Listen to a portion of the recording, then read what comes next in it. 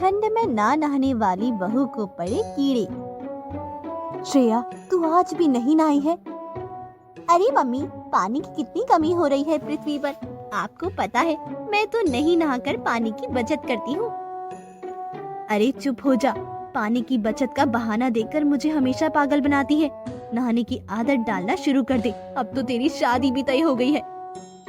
हाँ मम्मी, इसीलिए नहीं नहा रही। तुम्हें तो पता है ना, मुझे बहुत जल्दी ठंड लग जाती है। शादी आ रही है, अगर अभी ही तबीयत खराब हो गई तो? अरे जा, तेरा तो हर साल का है। पूरे ठंडियां नहाती नहीं, 3-3 महीने ऐसे ही बहाने करती है। तेरी सास ही तेरा ये आलस दूर करेगी और सारे बहाने निकालेगी। हाँ हाँ, देखेंगे। मेरी सास तुम्हारी जैसी थोड़ी होगी जो हर वक्त बस मेरे पीछे पड़ी रहेगी। अच्छा, शादी होने दे बस। ऐसे ही धीरे धीरे श्रेया की शादी का दिन भी आ जाता है और ढेरों मेहमान जुट जाते हैं। शादी के द्वार खूब पूजन पाठ होता है, इसलिए सुमित्रा चाहती थी कि किसी भी तरह श्रेया को नहलाना। श्रेया, हल्दी हो गई ना तेरी? जा बेटा, अब झट से नहा कर आ जा, फिर बाकी के रस्म भी करने हैं। आज तो तुझे पूजा में भी बैठना है। ठीक है माँ, मैं अभी नहा कर आती हूँ। अपनी माँ की बात सुनकर श्रेया तुरंत ही बाथरूम में नहाने चले जाती है, पर जैसे ही पानी को हाथ लगाती है, कांप उठती है। अरे रे रे, पानी कितना ठंडा है। इतनी ठंड लग रही है, कैसे नहाऊं? श्रेया, हो गया क्या? जल्दी आ बेटा। हाँ माँ, बस आई। तू नहा रही है ना? हाँ हाँ। तो नहाने की आवाज क्यों नहीं आ रही है? अरे अरे वो माँ, मैं अभी साबुन लगा रही थी ना। अच्छा, चल अब जल्दी पानी डाल और आ, बाहर सभी तेरा इंतजार कर रहे हैं। अब क्या करूं? आइडिया, जोरों जोरों से जमीन पर पानी गिरा देती हूँ। मम्मी को लगेगा कि मैं नहा ली। श्रेया जोरों जोरों से जमीन पर पानी गिराती है और पानी के कुछ छींटे चेहरे पर डालकर बाहर आ जाती है। माँ, हो गया मेरा नहाना। ठीक है, चल अब कपड़े बदल। मेरा लहंगा देना। श्रेया जैसे ही अपनी नाइटी निकालकर लहंगा पहनती है, वैसे ही श्रेया के शरीर से बदबू आने लगती है। हाय हाय, तूने आज भी नहीं नहाया ना? नहाया है ना माँ। झूठ मत बोल, नहाया होता तो ऐसे बदबू नहीं आ रही होती। माँ, ठंड इतनी है। अरे नालायक, कल मुही, शादी के दिन भी तो नहीं नहाई आज। माँ, आज मेरी शादी है, आज तो मुझे बख्श दो। वही तो मैं भी कह रही हूँ कि आज तेरी शादी है, कम से कम आज तो नहा लेती। सारे मेहमान दुल्हन ऐसी बदबूदार दिखेंगे। नहीं माँ, कोई बदबू नहीं आएगी। ये है ना मेरी सबसे बड़ी सहेली परफ्यूम। जो मर्जी कर। श्रेया परफ्यूम लगाकर सज धज कर बाहर आती है और किसी को भी खबर नहीं पड़ती कि उसने स्नान नहीं किया। हर कोई श्रेया की जमकर तारीफ करता है, क्योंकि वो दुल्हन के जोड़े में बेहद खूबसूरत लग रही थी। हाय, मेरी बहू कितनी प्यारी लग रही है। सच में श्रेया, तुम बहुत सुंदर लग रही हो। थैंक यू सेठ। इसी तरह पंडित जी मंत्र बोलते हैं, फेरे पूरे होते हैं और शादी करके भैया ससुराल भी आ जाती है। ससुराल में भी श्रेया की शादी की कई रस्में होती हैं। मुंह दिखाई की रस्म के लिए आसपास की सभी महिलाएं जुटी होती है। अरे सुमिता, तेरी बहू तो बहुत सुंदर है। अरे बस सुंदर ही है, कुछ काम काज भी करती है, कहीं आलसी तो नहीं। आजकल की बहुएं बहुत आलसी होती है। हाँ बहन, मेरी बहू भी कुछ ऐसी ही है। दिखने में तो सुंदर है, पढ़ी लिखी भी है, पर काम बिल्कुल भी नहीं करती, बहुत ही ज्यादा आलसी है। और ठंड में तो महारानी के नखरे और भी ज्यादा बड़े होते हैं। 2-2 दिन तक नहाती नहीं है, सुबह 10-10 बजे सोकर उठती है। हाँ वही ना, इसीलिए तो मैंने सुंदर या पढ़ी लिखी नहीं, काम करने वाली घरेलू बहू लाई हूँ। तू क्यों चुप है कुसुम? बता, तेरी बहू कैसी है? अरे बहुत अच्छी है बहू, सब दिखने में ही सुंदर नहीं है, उसके गुण भी बहुत सुंदर है। ससुराल आए 2 ही दिन हुए हैं, लेकिन मेरी बहू ने सारे तौर तरीके सीख लिए।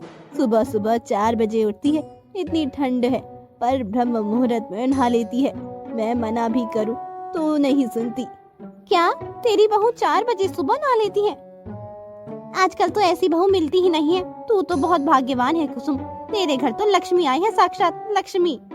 हाँ वो तो है, पता है इसकी माँ बताया करती थी कि ये बहुत घर के काम भी करती है, और मैंने खुद भी देखा है 4 बजे सुबह बिस्तर ठीक करके नहाने चली जाती है और इसके नहाने की आवाज से ही मेरी नींद खुलती है। फिर क्या, फिर तो अब तेरी बारी है, तू भी बहुत अच्छी सास बनकर दिखाना। हाँ हाँ बिल्कुल। सभी महिलाएं एक एक करके श्रेया का मुंह देखने का नेक देती है और खूब सारा आशीर्वाद देकर घर वापस लौट जाती है। उनके घर वापस जाते ही, मैं तो बहुत थक गई हूँ, इनके पैर छू छू कर तो मेरी कमर में जकड़न आ गई है। अरे इतनी जल्दी भाभी, अभी तो आपकी सुहागरात बाकी है। क्या सुहागरात? अरे नहीं, फिर तो उन्हें मेरे ना नहाने का राज पता चल जाएगा। मैं उन्हें अपने करीब नहीं आने दूंगी। क्या हुआ भाभी, क्या सोच रही हो? नहीं कुछ नहीं। मुंह दिखाई के बाद अब स्नेहा की सुहागरात की बारी थी। दुल्हन की तरह सज साजू वो बिस्तर पर बैठी होती है और अनुभव से दूर जाने के बहाने ढूंढ रही होती है। क्या हुआ श्रेया, तुम मुझसे दूर क्यों भाग रही हो? मुझे आपको कुछ बताना है। क्या बताना है, बताओ। वो दरअसल हमारी शादी के लिए कोई नहीं मान रहा था, तो मैंने इसलिए एक मन्नत मांग ली। कैसी मन्नत? यही कि शादी के बाद मैं सबसे पहले माता रानी के दर्शन करने जम्मू जाऊंगी और फिर तभी हम शादीशुदा जीवन की शुरुआत करेंगे। ओह, बस इतनी सी बात। चलो हम कल ही चलते हैं। कल? नहीं नहीं, कल नहीं, अभी तो बहुत ठंड है। हम ठंड के बाद जाएंगे, वहाँ तो बर्फ भी पड़ती है ना। तो क्या हुआ, ठंड में बर्फ में मजा भी आएगा। अभी तुम थक भी गई हो, तो सो जाओ, कल सुबह ही निकलेंगे, हनीमून भी हो जाएगा। अच्छा, अरे मैं किस मुसीबत में फंस गई। सोचा था कि अभी ऐसा बोल दूंगी, जम्मू कटरा जाने में बहुत टाइम लगेगा, तब तक ठंड भी चली जाएगी और मैं तब नहा लेती, पर ये क्या हो गया। श्रेया का ये प्लान उसके ऊपर ही और ज्यादा भारी पड़ जाता है। ना चाहते हुए भी श्रेया को अनुभव के साथ सुबह सवेरे जम्मू कटरा के लिए निकलना पड़ता है, जहाँ पर ठंड और भी ज्यादा होती है। वहाँ पहुँचते ही स्नेहा की तबीयत अचानक से खराब हो जाती है। अरे क्या हुआ श्रेया?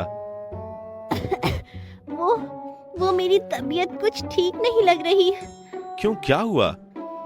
अब इन्हें कैसे बताऊं कि मेरे शरीर पर ये, अरे नहीं नहीं, इन्हें नहीं बता सकती। क्या हुआ श्रेया, बोलोगी भी कुछ? मैं ठीक हूँ, बस जरा सी थकान हो गई है, सफर लंबा था ना। अच्छा अच्छा, तुम आराम कर लो, मैं तब तक कुछ खाने को लेकर आता हूँ, फिर हम बाहर घूमने चलेंगे। ठीक है। इतना बोलकर अनुभव कमरे से बाहर चला जाता है और अनुभव के जाने के बाद श्रेया जोरों से चिल्लाने लग जाती है। हाय दैया, ये क्या हो गया? ये मेरे शरीर पर क्या होने लगा है और ये इतनी तेजी से क्यों फैल रहा है? ये देखेंगे तो क्या सोचेंगे? श्रेया बहुत ज्यादा परेशान थी, उसे खुजली सी हो रही थी और उसके बदन पर छोटे छोटे लाल दाने हो गए थे। लेकिन श्रेया की सबसे ज्यादा इस बात की चिंता थी कि आखिरकार ये राज वो अनुभव से कैसे छुपाएगी।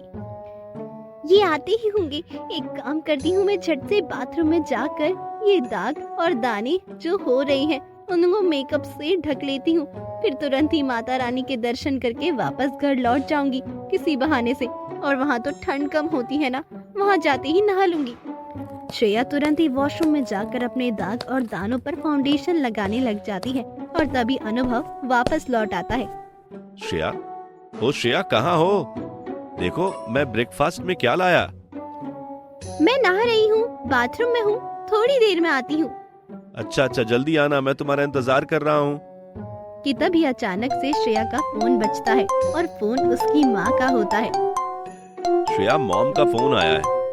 हाँ, रिसीव कर कर बोल देना कि हम सही सलामत पहुँच गए।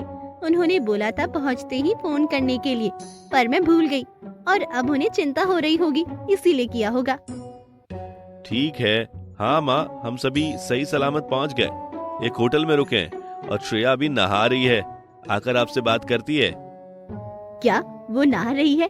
हाँ हाँ हाँ, ऐसा तो हो ही नहीं सकता, वो तो यहाँ पूरे ठंड में नहीं नहाती, वहाँ तो और भी ज्यादा कड़ाके की ठंड पड़ती होगी। क्या पूरी ठंड नहीं नहाती है? आप भी ना मॉम, बड़ा ही अच्छा मजाक करती हैं। वो रोज नहाती है और अभी भी नहा रही है। मैं क्या ही बोलूं, वो आएगी तब बात करवा देना दामाद जी। जी मॉम। इतना कह के अनुभव फोन रख देता है और जैसे ही श्रेया बाहर आती है, अनुभव घूमने जाने की प्लानिंग करने लगता है। दोनों साथ घूमने जाते हैं, लेकिन बार बर्फबारी और अधिक ठंड की वजह से श्रेया की तबीयत खराब हो जाती है। घर चलो, जल्दी घर चलो, मुझसे रहा नहीं जा रहा। क्या हुआ श्रेया, ऐसा भी क्या हुआ? श्रेया को बहुत तेज बुखार आया होता है। अनुभव पूछ ही रहा होता है कि आखिरकार उसे अचानक से क्या हो गया कि तभी उसे उल्टियाँ भी होने लग जाती है। ये सब देख अनुभव बहुत ज्यादा घबरा जाता है और तुरंत ही श्रेया को लेकर अस्पताल पहुंच जाता है। साथ ही श्रेया के परिवार वालों को भी फोन करके बुला लेता है। डॉक्टर देखिए ना, अचानक इसे क्या हो गया? कल तक तो बिल्कुल ठीक थी, हम घूमने निकले थे तभी उसे उल्टियां होने लगी और फिर बेहोश हो गई। आप घबराइए नहीं, मैं देखता हूँ। इन्हें एडमिट करना होगा। नर्स, कॉस्ट्यूम चेंज करके इन्हें एडमिट कर लो। नर्स जैसे ही स्नेहा के कपड़े बदलकर हॉस्पिटल के कपड़े पहनाती है, उसके शरीर से बहुत ही तेज बदबू आने लगती है। ये क्या है इतनी तेज बदबू? लगता है इन्हें बहुत दिन से स्नान नहीं किया। अरे इनके शरीर पर कुछ छोटे दाने भी हुए हैं। डॉक्टर देखिए ना, ये क्या है? इसे कौन सी बीमारी हुई है? ये इन्फेक्शन है, साफ सफाई मेंटेन ना रखने और ना नहाने की वजह से। क्या? ना नहाने की वजह से? पर ये तो रोज नहाती है। नहीं नहीं बेटा, वो नहाती नहीं है, रोज हमें बेवकूफ बनाती है। वो पूरे 2 महीने से नहीं नहाई है, सिर्फ और सिर्फ परफ्यूम के भरोसे है और नहाने के नाम पर मुंह पर पानी के छींटे मारकर जमीन पर जोरों जोरों से पानी गिरा देती है और तौलिया लपेट कर बाहर आ जाती है, जिससे सबको लगता है कि वो नहाती है। वैसे हमेशा मैं इसे बोलती थी नहाने के लिए, पर ये सुनती किसकी है? बेटी है इसीलिए मैं चुप थी, पर देखो आज इसकी इस लापरवाही की वजह से कितनी बड़ी मुसीबत बनकर खड़ी हो गई है। इन्हें नर्स अभी नहलाओ। ना नहाने की वजह से इन्हें ये इन्फेक्शन हुआ है और इन्फेक्शन के कारण बुखार। तुम अभी नहलाओ, बुखार उतर जाएगा। नर्स तुरंत ही श्रेया के शरीर पर पानी डालती है, जिससे कि बाल के सारे जुएं निकल जाते हैं और बुखार भी उतरने लगता है। साथ ही थोड़ी देर में ही सारे दाने भी खत्म हो जाते हैं और स्नेहा बिल्कुल स्वस्थ हो जाती है। आप लोग मुझे माफ कर दीजिए, मेरी वजह से आप लोगों को बहुत तकलीफ उठानी पड़ी। मुझसे बहुत बड़ी गलती हो गई थी। मैं अपने आलस में खुद को ही नुकसान पहुंचा गई। अब से मैं ऐसा कभी नहीं करूंगी, रोज नहाऊंगी, ये मेरा वादा है। बिल्कुल, आपको रोज नहाना चाहिए। आप चाहे तो गर्म पानी से नहा सकती हैं, लेकिन संडे हो या मंडे रोज चाहिए नहाना। तो दोस्तों, कैसी लगी आपको ये कहानी हमें कमेंट्स में जरूर बताएं। साथ ही ऐसी मजेदार और चटपटी कहानियों के लिए चैनल को सब्सक्राइब कर ले और हमारे बेल आइकन के बटन को दबाना बिल्कुल ना भूले।